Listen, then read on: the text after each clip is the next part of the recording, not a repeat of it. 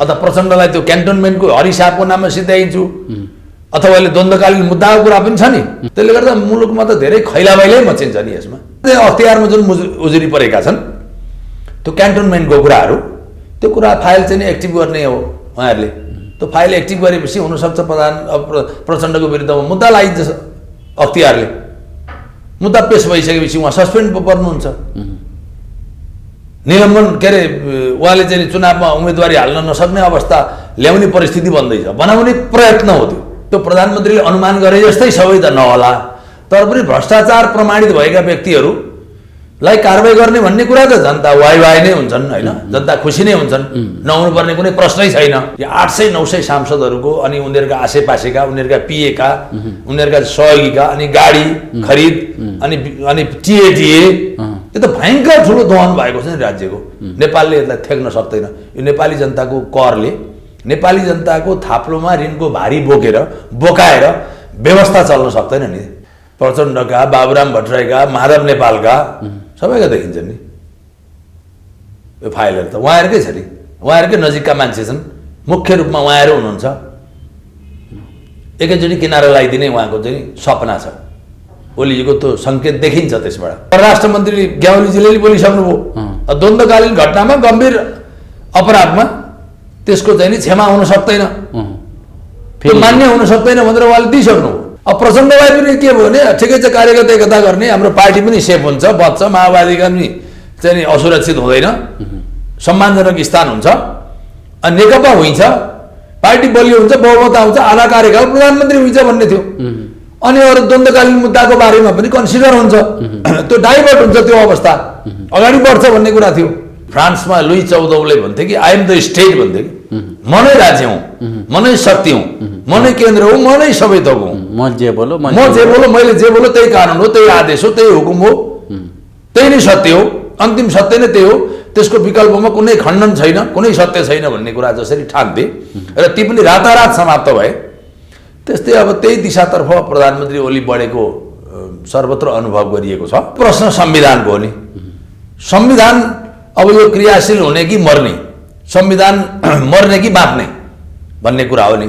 स्वागत छ डाक्टर साहब सुनौल नेपालमा। धन्यवाद। अब यो पछिल्लो जुन राजनीतिक घटनाक्रमहरू बढिरहेका छन्, तपाईँ अब एउटा राजनीति शास्त्री, राजनीतिक क्षेत्रको प्राध्यापक पनि हुनुहुन्छ, यसलाई चाहिँ तपाईँले कसरी आकलन गर्नुभएको छ? यो जुन प्रधानमन्त्रीले संसद विघटन गरेपछि जुन परिस्थिति निर्माण भएको छ, यसलाई चाहिँ यो चाहिँ के हो भने नेपालको वर्तमान संविधान 2072 हजुर बहुमत प्राप्त प्रधानमन्त्रीलाई प्रतिनिधि सभाको विघटन गर्ने अधिकार छैन। त्यो संवैधानिक व्यवस्थाको कल्पना पनि यो संविधानले गरेको छैन। बहुमत प्राप्त प्रधानमन्त्रीले प्रतिनिधि सभा भङ्ग गर्ने अधिकारै नहुँदै पनि उहाँले प्रतिनिधि सभा विघटन गर्नुभएको छ।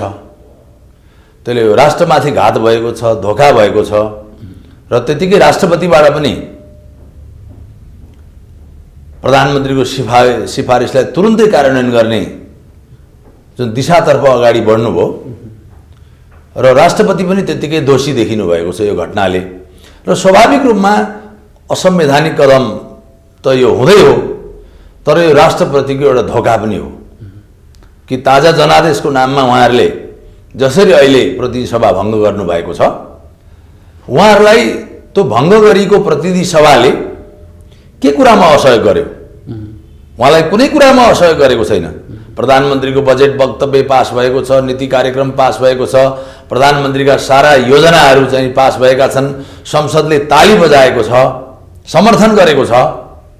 उहाँको संसदले कुनै पनि कुराको अवरोध गरेको छैन प्रधानमन्त्री ओलीजीलाई, तर पनि उहाँले प्रतिनिधि सभा भङ्ग गर्नुभयो भनेपछि यसले त स्वाभाविक रूपमा उहाँले मुठभेडमा मुलुकलाई निम्त्याउनु भयो। जस्तै यो परिस्थिति जुन निर्माण भयो, प्रधानमन्त्रीले संसद विघटन गर्नुभयो, त्यसको पछाडि चाहिँ प्रधानमन्त्रीमाथि अविश्वासको प्रस्ताव र राष्ट्रपतिमाथि महाभियोगको प्रस्ताव जुन दर्ता गर्ने भनिएको थियो, त्यसले चाहिँ यो परिस्थिति आयो भन्ने कुराहरू छ होइन? त्यो जुन आफ्नै पार्टीभित्रबाट पार्टीको संसदीय दलमा समेत छलफल नगरिकन सिधै संसदमा लाने त्यो कुराहरू जायज थियो तिनीहरूले? अहिले यसो छ, प्रतिनिधि सभामा अब प्रधानमन्त्रीको विरुद्धमा अविश्वासको प्रस्ताव ल्याउनै हुन्न, ल्याउनै पाइन्न भन्ने कुरा होइन नि। यो त रहेको कुरा संवैधानिक असंवैधानिक भन्ने कुरा हो। नेपालको संविधान 2072 मा 2 वर्षसम्म प्रधानमन्त्री नियुक्ति भएपछि अविश्वासको प्रस्ताव ल्याउन पाइन्न, मिल्दैन भनेको छ। यसको मतलब पनि के हो भने कम्तीमा 2 वर्ष प्रधानमन्त्रीले काम गर्न सकुन् र 2 वर्षभित्रमा प्रधानमन्त्रीले काम गर्न सक्ने सक्षमता प्रमाणित गर्नुहुन्छ कि हुन्न भन्ने यो एउटा अनुमान पनि हो संविधानको। मर्निङ सोज द डेज भने जस्तै 2 वर्षसम्म काम गरिसकेको प्रधानमन्त्रीको रिजल्ट नतिजा के आयो त मुलुकलाई, त्यो पनि संसदले हेर्छ, हाउसले हेर्छ र प्रधानमन्त्रीलाई कन्टिन्यू गर्ने हो कि प्रधानमन्त्रीलाई सचेत तुल्याउने हो कि प्रधानमन्त्रीलाई के खबरदारी गर्ने हो भन्ने त्यो समयको सीमा हो 2 वर्ष भनेको। त हाउसले प्रतिनिधि सभाले प्रधानमन्त्रीलाई अविश्वासको प्रस्ताव ल्याउन मिल्दैन भन्ने छैन र संसदीय दलमा पनि नेतृत्व परिवर्तनका लागि त्यो प्रस्ताव राख्न पाइन्न भन्ने पनि छैन। ती त सबै संवैधानिक प्रक्रिया हुन्, तर संवैधानिक प्रक्रिया त फेस गर्नुपर्छ नि प्रधानमन्त्रीले। तर पार्टीमा एनकेन एकाध नेताहरूले असहयोग गरे भन्दैमा, यो वा त्यो नेताले असहयोग गरे भन्दैमा त्यसको शिकार त संसदलाई बनाउन पाउनुहुन्न उहाँले, जुन कुरा संविधानमा छैन। संविधानमा हुँदैन भएको व्यवस्थालाई संवैधानिक चाहिँ नि बाटो अवलम्बन गरेर मैले प्रतिनिधि सभा भङ्ग गरेँ भन्न मिल्छ र मिल्दैन नि। जस्तो अहिले अब जुन खालको आरोप प्रत्यारोप दलहरू आफ्नै पार्टीभित्रबाट प्रचण्ड समूह र ओली समूहको जुन आरोप प्रत्यारोप छ, यसले हाम्रो राजनीतिलाई, हाम्रो नेपालको एउटा जनताहरूको आशा अपेक्षालाई कुन दिशातिर लैजाँदैछ? अहिले यो संसदमा भएको अहिले के अरे राजनीतिक दलहरू बिचमा भएको आरोप प्रत्यारोपको कुरा त के हो भने यसको सबै आमन्त्रण प्रधानमन्त्रीले गर्नुभयो। यसमा अरू राजनीतिक दलको नि थोर बहुत जिम्मेवारी होला नहोला भन्न सकिन्न, हुनसक्छ, तर प्रमुख जिम्मेवारी यो प्रधानमन्त्रीको। यत्रो चाहिँ कोरोनाको महामारी छ, हेर्नुहोस् मुलुकमा चाहिँ कोरोनाको भाइरसको विरुद्धमा चाहिँ यो कोभिड भ्याक्सको चाहिँ इन्जेक्सनको कुरा छ, यसमा चाहिँ पैसा उठाउनु पर्ने कुरा छ, सारा चाहिँ जनतालाई उहाँले आह्वान गरेको अवस्था छ, अर्ब खर्च लाग्ने अवस्था छ। त्यसमा उहाँले चाहिँ यस्तो अवस्थामा उहाँ भेला जम्मा पनि हुन मिल्दैन भनेर सरकारले आदेश जारी गर्ने, अहिले प्रधानमन्त्री प्रतिनिधि सभा भङ्ग गरिदिने, सारा राजनीतिक दललाई सडकमा उतारिदिने, असंवैधानिक कदम भएपछि त सडकमा उत्रिने स्वाभाविक छ। र त्यति मात्रै भएन, प्रधानमन्त्री स्वयं नै ठुला ठुला आमसभालाई सम्बोधन गर्दै हिँड्नुभयो भनेपछि यत्रो कोरोना भाइरसको यत्रो सङ्क्रमणको बेलामा पनि उहाँले त्यतिका महिनासम्म चाहिँ नि लकडाउन गर्नुभयो नेपालमा। त्यो लकडाउन पनि कोरोना सङ्क्रमणलाई नियन्त्रण गर्ने नाममा हो, त्यो विषयमा नै हो नि। तर उहाँ नै अहिले ठुला ठुला आमसभालाई सम्बोधन गर्दै हिँड्नु भएको छ भनेपछि यसको मतलब हो यो मुठभेड, यो सङ्क्रमण, यो प्रकोपको जिम्मेवारी अहिले प्रधानमन्त्रीमै छ। प्रधानमन्त्रीले लिनुपर्छ र अहिले प्रधानमन्त्री मात्रै होइन, राष्ट्रपतिले पनि यसको जिम्मेवारी लिनुपर्छ। यो जिम्मेवारीबाट भाग्न पन्छिन उहाँले पाउनुहुन्न। यो वा त्यो आरोप अरूलाई लगाउन सक्नु होला उहाँले होइन, तर मुख्य दोषी र जिम्मेवार भनेको प्रधानमन्त्री नै हो। जस्तो अहिले अब जुन खालको सडक सङ्घर्ष चलिरहेको छ, यसले चाहिँ सडकबाट संसद पुनर्स्थापना गर्छ अथवा अदालतले संसदलाई पुनर्स्थापना गर्छ भन्ने एउटा खालको आशा चाहिँ जनताहरूमा छ, तर त्यो चाहिँ जुन हिसाबले अगाडि बढिरहेको छ यसले चाहिँ के देखाउँछ?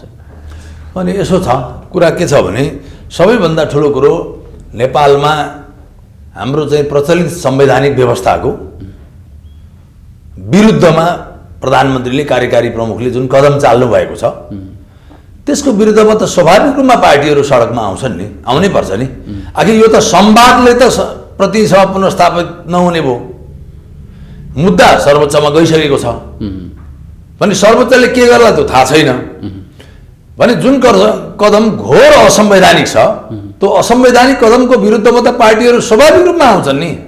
हिजो राजनीतिक स्थिरता स्थायित्वको नाराले उहाँले मत प्राप्त गर्नुभएको हो नि, त्यही नाममा उहाँको चाहिँ माओवादी केन्द्रसँग एकता पनि भएको हो नि, पूर्व एमालेको। त्यही बलमा उहाँले करिब 2/3 हाराहारीमा समर्थन पनि प्राप्त गर्नुभयो नि, करिब 2/3 हाराहारीको समर्थन प्राप्त नेता हो नि उहाँ प्रधानमन्त्री। त्यति हुँदाहुँदै पनि फेरि प्रतिनिधि सभाले उहाँलाई कुनै पनि कुराको असहयोग पनि गरेको छैन, उहाँले प्रतिनिधि सभा भङ्ग गरिदिनुहुन्छ भने स्वाभाविक रूपमा त्यसको चाहिँ नि हिसाब किताब त राजनीतिक दलहरूले खोज्छन्। असंवैधानिक कदमको विरुद्धमा त औलो उठाउने खबरदारी गर्ने हैसियत त राजनीतिक दलले राख्छन्, राख्न पनि पर्छ। फेरि यो संविधान भनेको 70 वर्षको सपनाले निर्माण भएको संविधान हो। यो चान्चुने प्रयास र मेहनतको परिणाम होइन। संविधान घोषणा गर्ने बेलामा, जारी गर्ने बेलामा व्यापक अब्स्ट्याकलहरू पनि आए। यहाँ देश विदेशका कुराहरू पनि उठे आए होइन, त्यसलाई पनि फेस गरियो, पार लगाइयो नि त।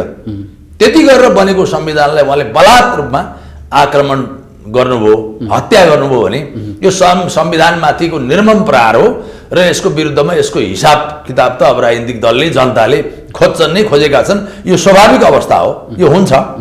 जस्तो अब यो सडकमा आउनेहरूमाथि पनि फेरि जनताको एक किसिमका जनताहरूको एउटा प्रश्न छ। हिजो जनताहरूमाथि यही कोभिडको बेलामा अनेक भ्रष्टाचारदेखि धेरै कुराहरू आए, त्यो बेलामा चाहिँ नबोल्ने, अहिले चाहिँ सत्ता र कुर्सीको लागि अथवा आफू सत्तामा जान पाइन, प्रधानमन्त्री पाइन भनेर जुन खालको तिग्रम सडकमा देखाउँदैछौ, त्यो चाहिँ तिमीहरूको सत्ताको लागि फेरि जनता भर्याङ बनिदिनु पर्ने भन्ने खालका प्रश्नहरू पनि छन्। यसलाई चाहिँ के भन्नुहुन्छ? अनि त्यो त होला, त्यो जनताको तर्फबाट आएको ती कुराहरूलाई अस्वाभाविक मान्न सकिन्न होइन। तर प्रश्न के हो भने प्रश्न संविधान हो। संविधानको स्वामित्व त 3 करोड नेपालीमा छ नि। आफ्नो स्वामित्व भएको संविधानमाथि बलात् हत्या र आक्रमण हुन्छ भने त्यसको बारेमा जनताले स्वाभाविक रूपमा, अहिले सेन्टिमेन्टल कुरा हो र पोलिटिकल पार्टीसँग, सरकारसँग जनताले जे अपेक्षा गरेका थिए त्यो अपेक्षा अनुसारको कार्य भएन होला, भूमिका देखिएन होला, नतिजा आएन होला, त्यो बेग्लै कुरा हो। तर पनि प्रश्न संविधानको हो नि। संविधान अब यो क्रियाशील हुने कि मर्ने, संविधान मर्ने कि बाँच्ने भन्ने कुरा हो नि। यो प्रश्नमा त करिब करिब सबै राजनीतिक दल, जनताहरू एक ठाउँमा उभिन्छन् नै। यो स्वाभाविक छ कि जनताको त जिज्ञासा पनि स्वाभाविक हो। तर पनि त्योभन्दा पनि मूल प्रश्न अहिले संविधान हो। संविधानलाई बचाउने कि अब कागजको खोस्टो बनाउने भन्ने कुरा हो। र संविधानलाई कागजको खोस्टो बनाउन नदिने अभियानमा यहाँ त राजनीतिक दल, नागरिक समाज, बुद्धिजीवी, पेसाकर्मीहरू, मिडियाकर्मीहरू सम्पूर्ण शक्ति र ताकतहरू एक ठाउँमा अवश्य भेला हुन्छन् नै। फेरि यो चाहिँ आन्दोलन कस्तो छ भने दुवैतिर जनताहरू सडकमा छन्, दुवै पक्षका जनताहरू।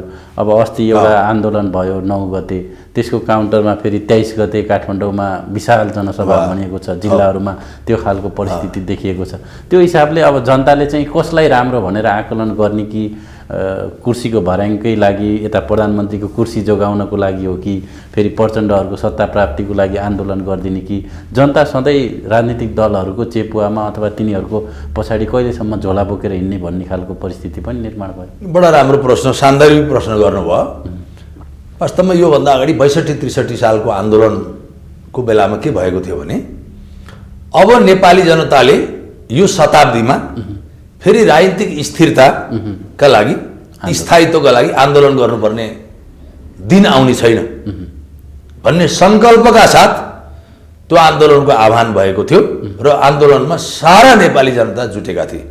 सारा नेपाली जनताको आन्दोलनमा चाहिँ समर्पण थियो, बलिदानी थियो। वास्तवमा त्यही बलिदानीपूर्ण सङ्घर्षले राजतन्त्र पनि किनारामा लाग्यो, गणतन्त्रको घोषणा पनि भयो, मुलुकमा चाहिँ 70 वर्षको सपनाको संविधान पनि साकार भयो, 72 सालमा संविधान जारी पनि भयो। र अब अहिले त्यही भनेर अनि राजनीतिक दलले चाहिँ नि फेरि प्रधानमन्त्रीले पटक पटक सनकको भरमा आफूलाई असुविधा हुने महसुस गर्न साथ उनीहरूले प्रतिनिधि सभालाई, हाउसलाई फेस गर्नुभन्दा फेरि सनकको भरमा विघटनमा जालान् कि भनेर त्यो संवैधानिक व्यवस्थालाई पनि अहिले चाहिँ राखिएन यो संविधानमा।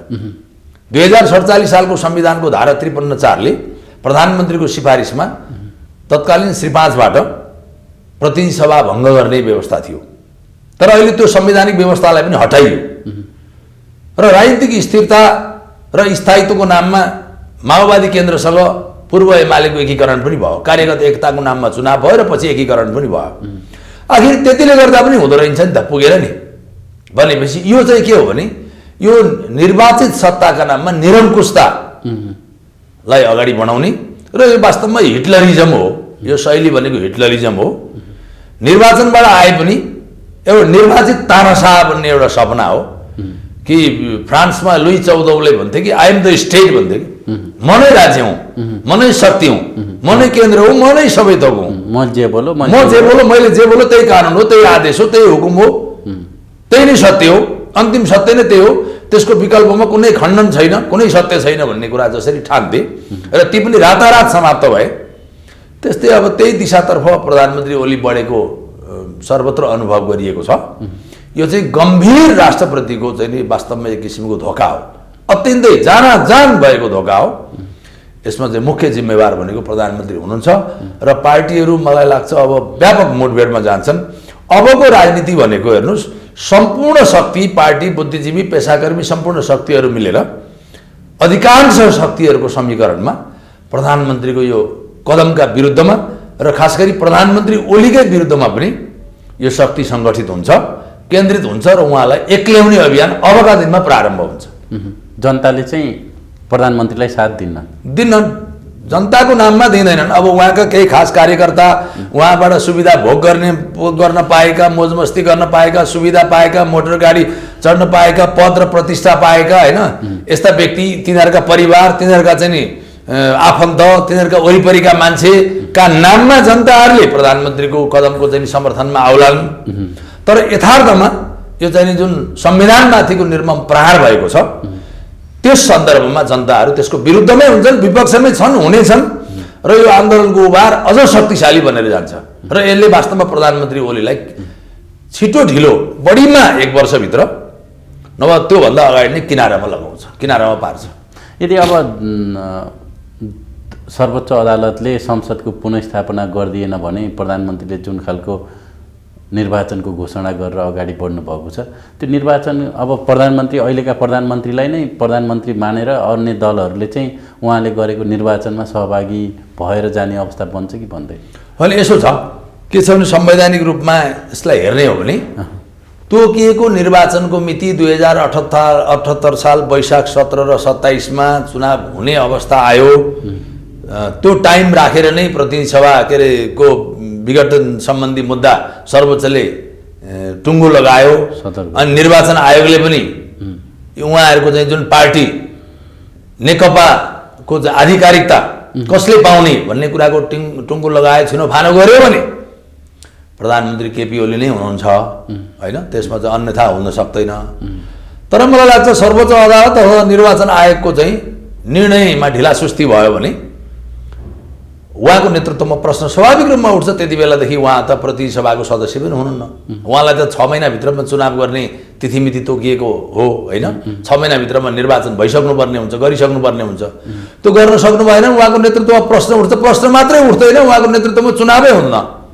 र मलाई लाग्छ अहिले वैशाख 17 र 27मा चुनाव पनि हुँदैन। उहाँले नै मलाई लाग्छ निर्वाचन आयोगलाई उहाँले प्रस्ताव गर्न लाउनुहुन्छ। अहिले छनक देखिन थालिसकिएको छ निर्वाचन आयोगले। निर्वाचन आयोग अहिले टुङ्गोमा पुग्ने अवस्था छैन, निर्णय दिन सक्ने अवस्था देखिएको छैन। निर्वाचन आयोगले समय लगाउँछ, निर्वाचन आयोगको कारणले समय लाग्छ। त्यो समय लागिसकेपछि निर्वाचन आयोग आफैले चुनावको लागि समय पर्याप्त भएन भन्छ, भनाइन्छ, निर्वाचन आयोगलाई भनाइन्छ। अनि चुनाव मङ्सिरतिर सार्ने प्रयत्न हुन्छ। अनि मङ्सिरसम्म उहाँ सत्तालाई एनकेन प्रकारेण अगाडि बढाउने चेष्टामा हुनुहुन्छ। त्यसपछि पार्टीहरू त त्यसको विरुद्धमा सशक्त रूपमा आउँछन्। हेर्नुहोस्, अहिले पार्टीले जसरी आफ्नो किसिमले आन्दोलन गरेका छन् नि, त्यो सम्पूर्ण पार्टी, शक्ति, जनवर्गीय सङ्गठन, पेसागत सङ्घ संस्था, बुद्धिजीवी भयभरका नेपालका चाहिँ जुन सचेत वर्ग र सङ्घ संस्था समूहहरू सबै प्रधानमन्त्रीको कदमका विरुद्धमा एकजुट हुनेछन्, एक ठाउँमा आउनेछन्। र त्यसका विरुद्धमा उहाँसँग 2टा बाटो छ। एउटा सङ्कटकाल लाउन सक्नुहुन्छ, त्यो सत्ताको दम्भ र अहङ्कार बढ्दै गयो र उहाँले चाहिँ सत्ताकै बलमा अरूलाई आन्दोलनलाई निस्तेज पार्ने दुस्वप्न देख्नुभयो, त्यस्तो धृष्टता राख्नुभयो भने त्यसको विरुद्धमा उहाँ सङ्कटकाल जारी गर्न सक्नुहुन्छ। सङ्कटकालले 6 महिना, वर्ष दिन लम्बिन सक्छ। अगर होइन भने उहाँ हट्नुपर्ने हुन्छ, हट्नुहुन्छ, स्वाभाविक रूपमा हट्नुहुन्छ। उहाँलाई हट्दिन भन्ने लाग्यो होला, तर हट्नुहुन्छ। त्यसपछि अर्को खिलराज रेग्मीको दोस्रो संस्करण खोजी हुन्छ, सुरु हुन्छ। त्यो चाहिँ सुरु हुन्छ, अवश्य हुन्छ। त्यो त राजनीतिक दलहरूलाई विश्वास गरेर फेरि राजनीतिक दलको नेतृत्वमा चुनाव हुने अवस्था बन्दैन नेपाल। होइन, प्रधानमन्त्री ओलीको नेतृत्वमा त चुनाव हुँदै सक्दैन, हुँदैन होइन। अब अरू राजनीतिक दललाई पनि त एउटाको उम्मेदवारलाई अर्काले नमान्दैनन्। भोलि एउटा साझा उम्मेदवारको खोजी त हुन्छ। नेपालमा साझा उम्मेदवारको नाममा एउटा प्र्याक्टिस त भइसक्यो। प्रधान न्यायाधीशलाई गर्ने भन्ने होइन, प्रधान न्यायाधीश हुन सक्ला या पूर्व प्रधान न्यायाधीश हुन सक्ला, त्योभन्दा बाहिर जान्छ भन्ने मलाई लाग्दैन। जस्तो स्वतन्त्र व्यक्ति नै हुन्छन्। जस्तो यो अब जुन कुराहरू अगाडि बढेका छन्, यो जुन आन्दोलन अथवा यो नेकपा भित्रको यो विवादको सुरुवात चाहिँ खास कहाँबाट भयो र केले गर्दा यो पार्टीमा यस्तो अन्तर्द्वन्द र प्रधानमन्त्रीले चाहिँ संसदै विघटन गर्नुपर्ने अवस्था, यो खास जरो कुरो चाहिँ कहाँबाट यो चाहिँ भयो जस्तो लाग्छ? यो जरो कुरो चाहिँ के हो भने नि, मैले योभन्दा अगाडि पनि एक्सपोज गरेको थिएँ होइन। प्रधानमन्त्री ओलीले नेतृत्व गर्नुभएको पूर्व एमाले र पुष्पकमल दाहाल प्रचण्डले नेतृत्व गर्नुभएको माओवादी केन्द्रको बीचको जुन कार्यगत एकता भन्नुभयो र पछि एकता गर्नुभयो, घोषणा गर्नुभयो, त्यो नै प्राकृतिक थिएन, त्यो अप्राकृतिक थियो।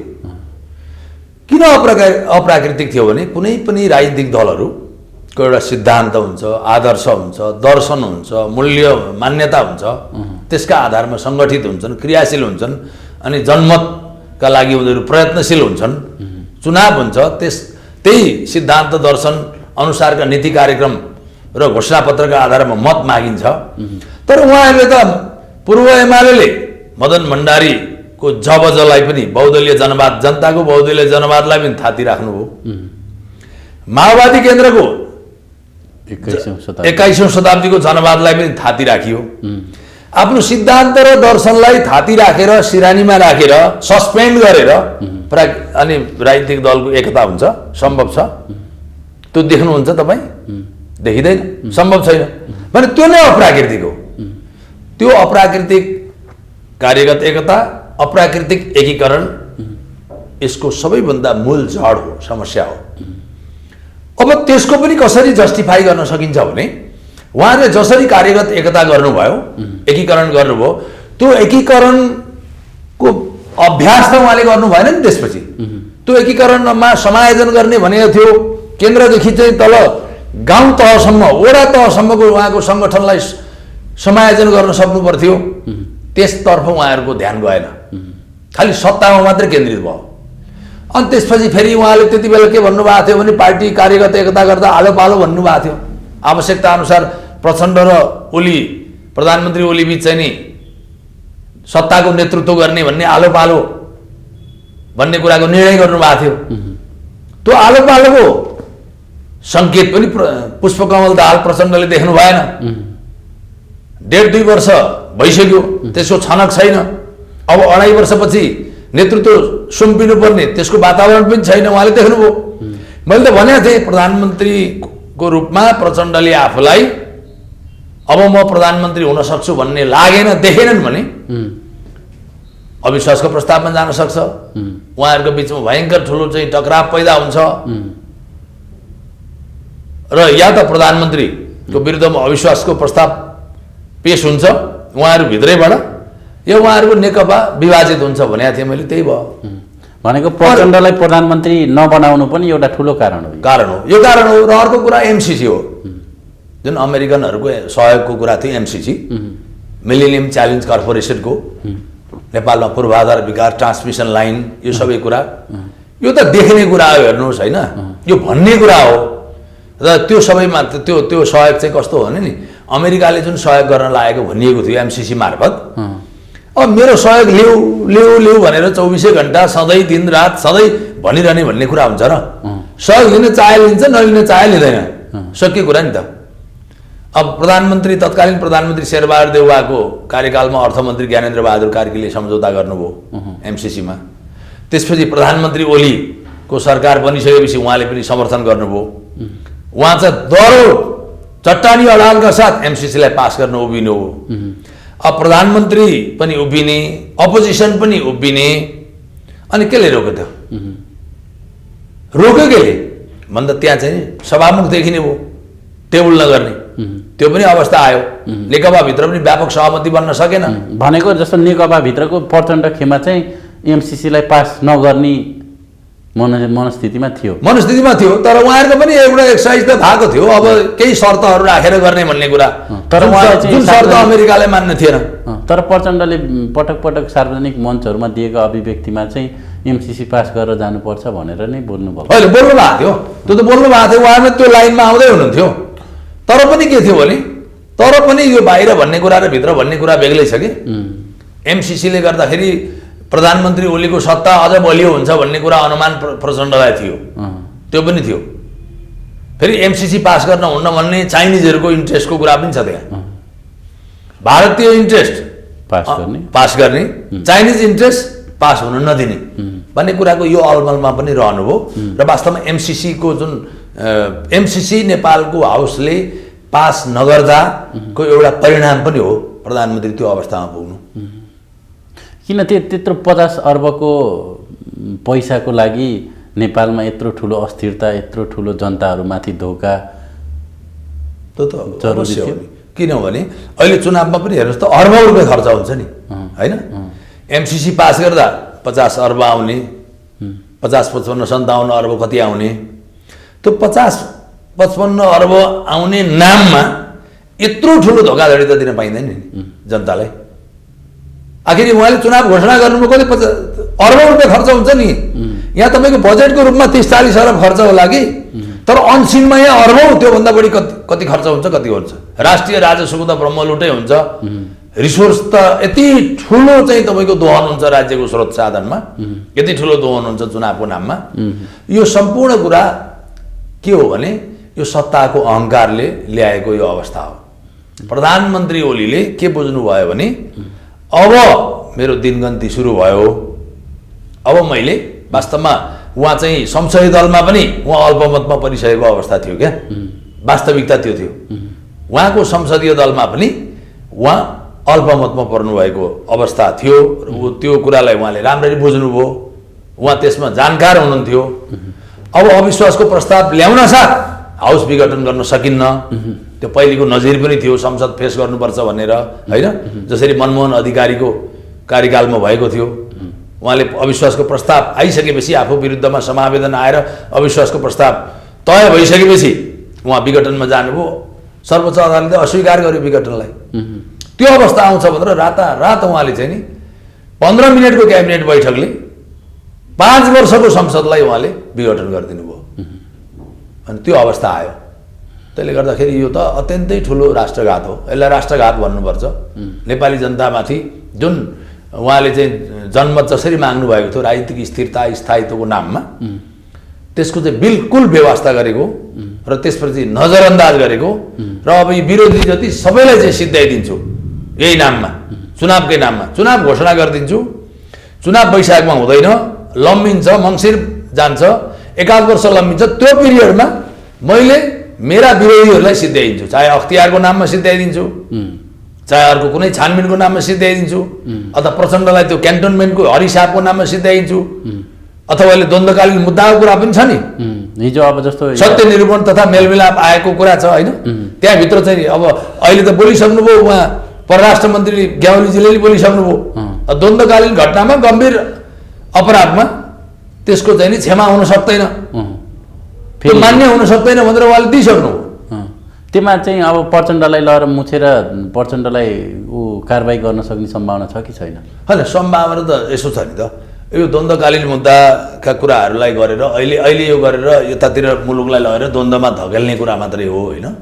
कारबाही गर्न सक्ने नसक्ने भन्ने कुरा पनि यसमा के प्रश्न बुझौँ भने हाम्रो सम्मानित सर्वोच्च अदालतले निर्णय गरिसकेको छ, गम्भीर प्रकृतिका अपराधहरू क्षम्य हुन सक्दैन भनेर। अब यसैबाट बुझ्नुहोस् कार्यवाही हुन्छ कि हुँदैन भन्ने कुरा।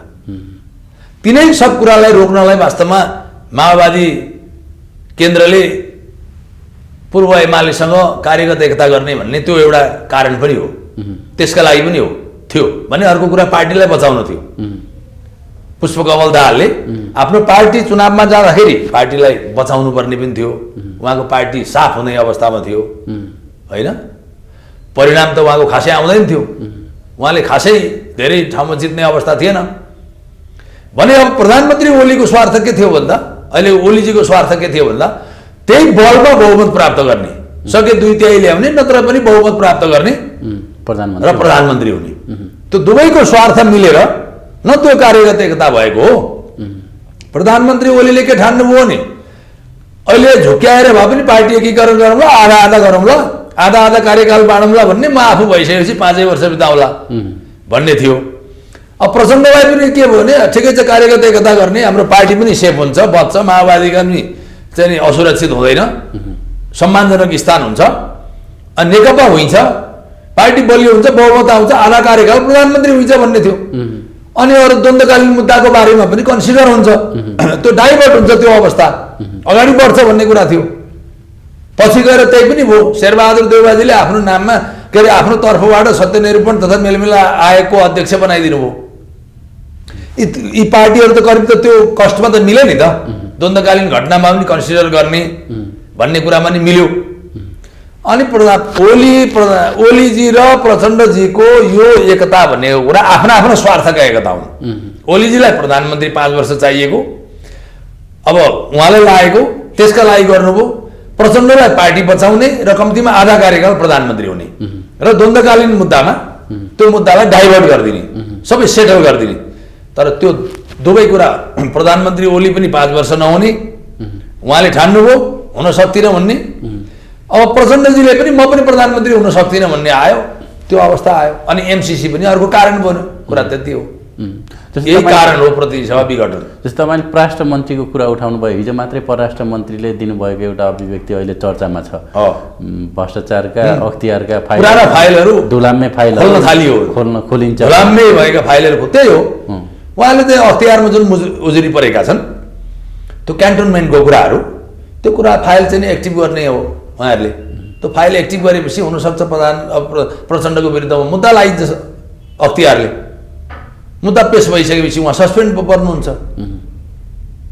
निलम्बन के अरे उहाँले चाहिँ चुनावमा उम्मेदवारी हाल्न नसक्ने अवस्था ल्याउने परिस्थिति बन्दैछ, बनाउने प्रयत्न हो त्यो। तर अहिले आएर यतिखेर आएर उहाँहरूको बिचमा यो भागभण्डा मिलेन भनेर उहाँहरूको बिचमा सत्ता साझेदारीमा क्वेसन उठ्यो भनेर त्यो गर्न खोज्नु चाहिँ प्रधानमन्त्री ओलीको पनि निकृष्टता हो। किन गर्नुहुन्थ्यो भने उहाँले हिजो सहज बेलामा किन गर्नु भएन? हिजो सहज बेलामा प्रचण्डको साथ चाहिने बेलामा नगर्ने, आज उहाँको नेतृत्वमा प्रश्न उठ्ने बित्तिकै गर्ने, यो आफ्नो स्वेच्छाले प्रयोग गर्ने हतियार हो त कानुन भनेको, संविधान भनेको, सर्वोच्च अदालतको आदेश भनेको। सर्वोच्च अदालतले पनि आदेश गरेको छ द्वन्द्वकालीन चाहिँ गम्भीर प्रकृतिका मुद्दामा क्षम्य नहुने भनेर। अनि त्यसलाई त्यो त ठिक भएन नि, उचित भएन नि, त्यसलाई एउटा निकृष्ट चालबाज भनिन्छ। ती धुलाम्मे फाइलहरूभित्र कसका फाइलहरू निक्लने सम्भावना देख्नुहुन्छ तपाईँ? प्रचण्डका, बाबुराम भट्टराईका, माधव नेपालका, सबैका देखिन्छ नि यो फाइलहरू त। उहाँहरूकै छ नि, उहाँहरूकै नजिकका मान्छे छन्, मुख्य रूपमा उहाँहरू हुनुहुन्छ। एकैचोटि किनारा लगाइदिने उहाँको चाहिँ सपना छ, ओलीजीको त्यो सङ्केत देखिन्छ त्यसबाट। जस्तो त्यस्तो खालको फेरि जनताहरू त भ्रष्टाचारीलाई कारबाही होस्, भ्रष्टाचारी अथवा गलत गरेकालाई कारबाही होस् भन्ने चाहन्छन्। त्यसो भयो भने फेरि प्रधानमन्त्रीको एउटा खालको राजनीतिक छवि बनेर जनताहरूले फेरि उहाँलाई नै पत्याउन सक्ने अवस्था बन्छ कि बन्दैन? होइन, यसो छ, अब नेपाली जनता पनि धेरै बुझ्ने भइसके होइन। अब प्रधानमन्त्रीले यो राजनीतिक चालबाज चल्नु भएको भन्ने कुरा त सबैले बुझ्छन् नि। त्यो प्रधानमन्त्रीले अनुमान गरे जस्तै सबै त नहोला, तर पनि भ्रष्टाचार प्रमाणित भएका व्यक्तिहरूलाई कारबाही गर्ने भन्ने कुरा त जनता वाइ नै हुन्छन् होइन, जनता खुसी नै हुन्छन्, नहुनुपर्ने कुनै प्रश्नै छैन। तर कुन बेलामा उहाँले गर्नुभयो त प्रश्न त्यो पनि हो नि त। भोलि राजनीतिमा विश्लेषण त त्यसरी पनि हुन्छ नि त। उहाँको नेतृत्वमा प्रचण्डको साथ सहयोग मिल्न साथ ती सबै कुरा माइनस हुने होइन, त्यो कुरा सबै क्षम्य हुने, उहाँले प्रचण्डलाई राम्रो देख्ने, प्रचण्डलाई गल्ती अपराधी दोषी नदेख्ने, अनि उहाँको नेतृत्वमा प्रश्न उठ्ने बित्तिकै सबै दोषी देखिने र आफू मात्रै निर्दोष साबित हुन खोज्ने, यो त चालबाज हो नि त।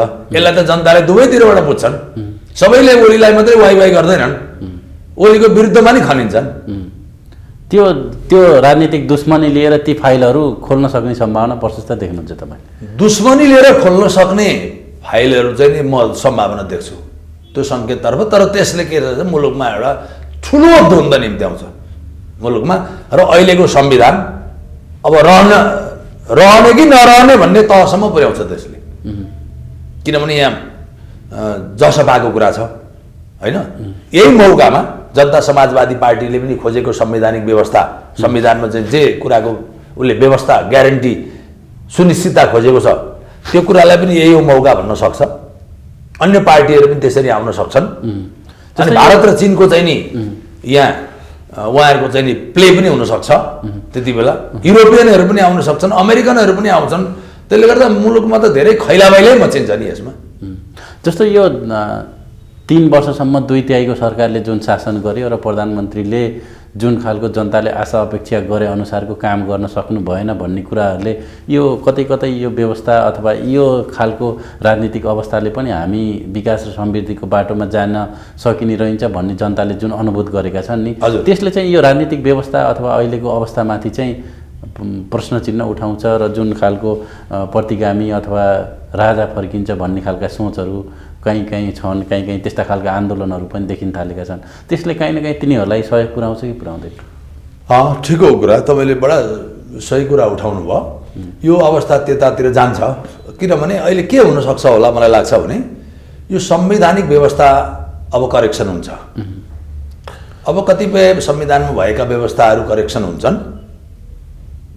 र संविधानमा फेरबदल आउँछ। नेपालको संघीयतामा पनि प्रश्न उठ्न सक्छ र प्रदेशको संरचना नरहन सक्छ। यो अवस्था आउन सक्छ। Centre to local, local to centre, सङ्घीय सरकार र स्थानीय सरकार। त्यो पनि किनभने यहाँ अत्यन्तै ठुलो रिसोर्सको दोहन पनि भएको छ होइन।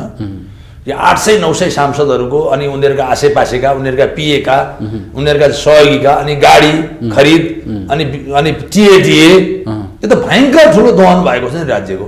नेपालले यसलाई थ्याक्न सक्दैन। यो नेपाली जनताको करले, नेपाली जनताको थाप्लोमा ऋणको भारी बोकाएर व्यवस्था चल्न सक्दैन नि। जनताको थाप्लोमा, निरीह जनताको थाप्लोमा आज चाहिँ के खाउँ र के लाउँ भन्ने अवस्थामा, दूरदराजमा मान्छे चाहिँ सुत्केरी हुने अवस्था छैन, सुत्केरी गराउने सुविधा सम्पन्न हस्पिटल छैन होइन। मान्छे सिटामोल खान नपाएको अवस्था छ कर्णालीका चाहिँ विकट ठाउँमा। त्यस्तो अवस्थामा चाहिँ अर्बौँको रिसोर्सलाई दोहन गरेर जनताको थाप्लोमा त्यो ऋणको भारी बोकाएर व्यवस्था कहिलेसम्म चल्छ भनौँ न। प्रश्न त स्वाभाविक रूपमा उठ्छ नि, उठ्छ, त्यो प्रश्न उठ्छ। मुलुकको अहिलेको एक्जिस्टिङ यो सङ्घीयतामा प्रश्न उठ्न सक्छ। जस्तै यो तर सङ्घीयता जान्छ भन्ने कुरा होइन। सङ्घीयताको स्वरूपमा, मोडलमा परिवर्तन आउँछ। मैले भनेको सङ्घीयता कायमै रहन्छ, तर यसको मोडलमा, यसको संरचनागत व्यवस्थामा परिवर्तन आउन सक्छ। मलाई लाग्छ प्रदेश अब चाहिन्न भन्ने एउटा आवाज अलिक घनीभूत रूपमा आउन सक्छ। त्यो त 3 वर्षसम्म प्रदेश सरकारले आफूले शासन गर्दा पनि प्रदेशको स्वामित्व अथवा प्रदेशको औचित्य के हो भनेर साबित गर्न उनीहरूले पुष्टि गर्न सकेको छैन। प्रदेशको अब प्रदेशको संरचनालाई जस्टिफाई गर्ने अवस्था देखिएन। यो रिसोर्सको दोहन मात्रै हो र विकास र निर्माणको नाममा डुप्लिकेसन मात्रै भयो। जनताहरूले पनि केन्द्रले त्यही गर्ने, प्रदेशले पनि त्यही गर्ने। अनि यहाँ केन्द्रको नि सांसदका नाममा विकास निर्माणका खर्चहरू करोडौँ रुपियाँ, अनि प्रदेशमा पनि त्यही। आखिरी रिजल्ट के हो भन्दा रिसोर्सको दोहन। त्यही नै हो, रिसोर्सको यो यति दोहन भएको छ कि त्यसले गर्दाखेरि अब संविधान एउटा रिराइट गर्नुपर्छ भन्ने अवस्था आउन सक्छ। आखिरी यस्तो बेलामा सबैको ध्यान आखिरी सर्वोच्च अदालतको निर्णयमा जाँदैछ अहिले। अब सर्वोच्च अदालतले के गर्छ एउटा अनुमानको कुरा मात्रै गरेर भएन। सर्वोच्च अदालतले जे गर्छ त्यो गर्ला। तर पनि संविधान, सर्वोच्च अदालतले वर्तमान मुलुकको संविधान र संवैधानिक व्यवस्थालाई हेर्दा प्रतिनिधि सभाको पुनर्स्थापना हुन्छ भन्ने मलाई लाग्छ। किनभने उसले विघटनलाई सदर गर्ने त्यहाँ कुनै संवैधानिक धारा टेक्ने ठाउँ छैन। अहिलेको संविधानमा त्यो व्यवस्थै छैन। हुँदै नभएको व्यवस्थालाई प्रयोग गरेर जुन प्रधानमन्त्रीले विघटन गरेका छन् त्यो विघटनलाई जस्टिफाई सर्वोच्च अदालतले गर्न सक्छ भन्ने मलाई लाग्दैन। त्यसो भइदियो भने संविधान एउटा ट्र्याकमा आउँछ फेरि। हस्, महत्त्वपूर्ण समय र यहाँको विचारको लागि धेरै धेरै धन्यवाद। धन्यवाद। यहाँलाई पनि मेरो आफ्नो विचार नेपाली जनता समक्ष व्यक्त गर्ने मौका दिनुभयो। यहाँलाई धन्यवाद।